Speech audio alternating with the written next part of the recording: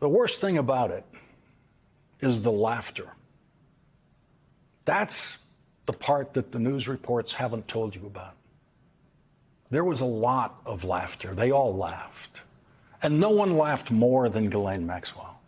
In 9 hours of what turned out to be casual conversation spread over a Thursday and a Friday in Florida, the single sickest reaction you could have in that discussion of Jeffrey Epstein and Ghislaine Maxwell's sex crimes was laughter, and they all did it.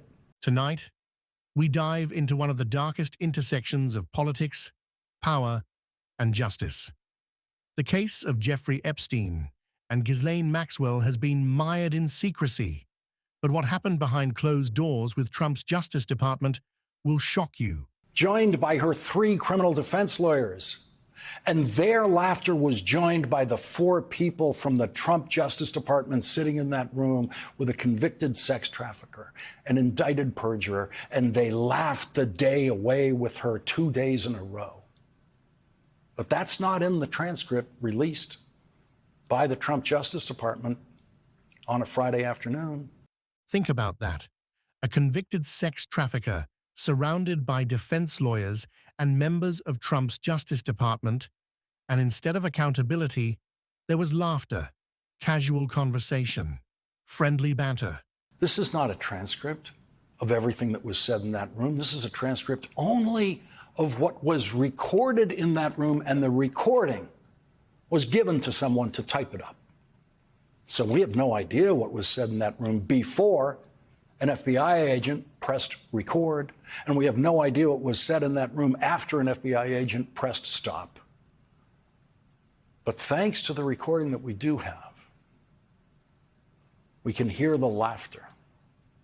Most court reporters will note laughter when it occurs in a court transcript or a deposition transcript. But the laughter is not included in the transcript that was released. And news organizations trying to quickly report to you the news that's in that transcript do not have the time to listen to the audio recording. That's 9 hours. They can speed read the transcript much faster, and they can search for key words in the transcript and deliver to you what they think is the news contained in that transcript as fast as they can. But there's a price to that speed, because you don't find out about the laughter. The most perverse thing that you could possibly have done in that room was to fill that room with laughter, which Ghislaine Maxwell did repeatedly.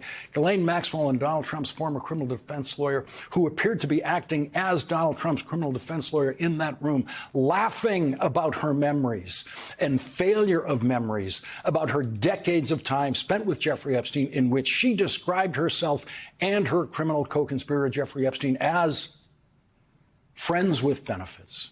This wasn't a real investigation. The so-called transcript was fake. No court reporter, no stenographer, just a selective audio recording handed to a typist. Meaning, we have no idea what was really said before or after the recorder was turned on. Todd Blanche, now the Deputy Attorney General of the United States of America, desperately wanted to get as many of those names in the transcript as possible so that the name Donald Trump could be swimming in a sea of other well-known names, including as many Kennedys as possible. Senator Ted Kennedy, who never met Jeffrey Epstein and died in 2009, was brought into the discussion by Todd Blanche, as was John F. Kennedy Jr., who died in 1999 and never met Jeffrey Epstein. But Todd Blanche managed to drag John F. Kennedy Jr. into this discussion, which was not an interview, was not a deposition. It was just what it sounds like when you listen to it, a pleasant discussion among friends. That's what it sounds like. Todd Blanche is friends with Ghislaine Maxwell's criminal defense lawyer. It was a very friendly chat. Todd Blanche reached out to help Ghislaine Maxwell in every way he possibly could. In his very friendly conversation with her, he helped finish her answers when he could, leaving Ghislaine Maxwell's criminal defense lawyer no need to ever lean in to be protective of his client in any way when the questioning got too tough, because it never came close to being challenging in any way for Ghislaine Maxwell. Maxwell's criminal defense lawyer, David Marcus, was so relaxed with his personal friend, Todd Blanche, doing the questioning that when Ghislaine Maxwell mentioned an investment she claimed she made in Microsoft, her criminal defense lawyer thought that's the perfect time for him to throw in a joke, which was, quote, "Don't charge her with insider trading." And that got a big laugh in the room, because that's the kind of room it was. It was a joke.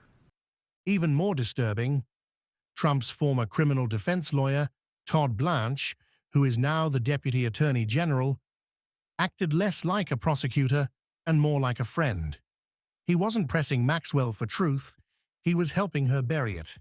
Ghislaine Maxwell understood the mission from the start to deliver famous names, to help flood the Epstein zone with famous names in order to insulate one name in the Epstein files, Donald Trump. And so on day 2 of her friendly conversation with Todd Blanche, she began by volunteering, quote, "Some more names did come to me in the night."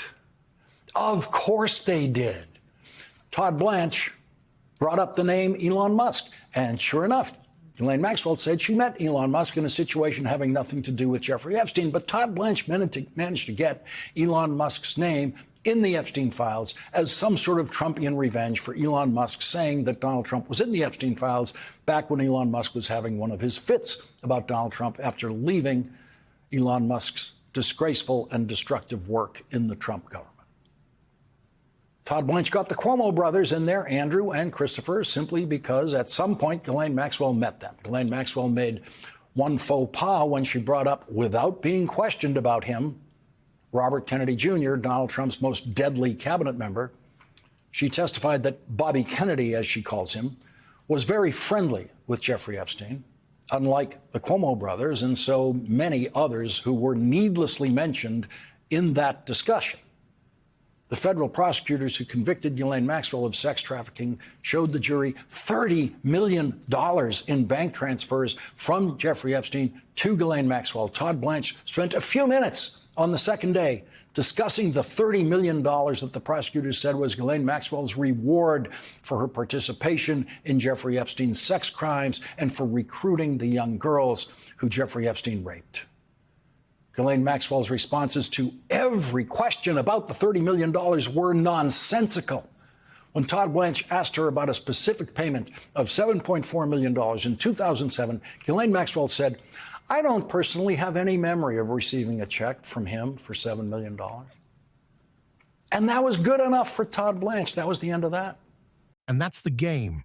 Flood the Epstein files with irrelevant names, Kennedys, Cuomos, Elon Musk, so that one name, Donald Trump, is harder to see. Ghislaine Maxwell lied constantly and relentlessly for 9 hours to 2 federal prosecutors and an FBI agent, and she was rewarded for her lies. She was immediately transferred to a prison camp closer to her family in Texas that has been called a country club by a former federal prison official. Todd Blanche admitted in his rambling and usually lost questioning that there was no prosecutorial mission for those 2 days in Florida, that friendly conversation that he called great. He actually said, "I don't have a plan. I didn't know that I was coming here until this week." It was true that Todd Blanche had no prosecutorial plan in that room. It was true that Todd Blanche had no legitimate Justice Department plan or reason for being in that room, but the Trump plan to get Ghislaine Maxwell to say nice things about Donald Trump and to praise Donald Trump was what those 2 days in Florida were all about. Those 2 days of friendly conversation in which at the end of day 1, after Ghislaine Maxwell had already delivered her praise of Donald Trump, Todd Blanche could say, "Everything was great today." That was the plan. But here's the most outrageous part. After hours of lies, after blatant denials, Maxwell wasn't punished. Instead, she was rewarded, transferred to a cushy prison camp, what some officials called a country club. This wasn't justice. This was a cover-up. And the question we need to ask is simple. Why did Trump's Justice Department go out of its way to protect Ghislaine Maxwell and shield Donald Trump's name from the truth?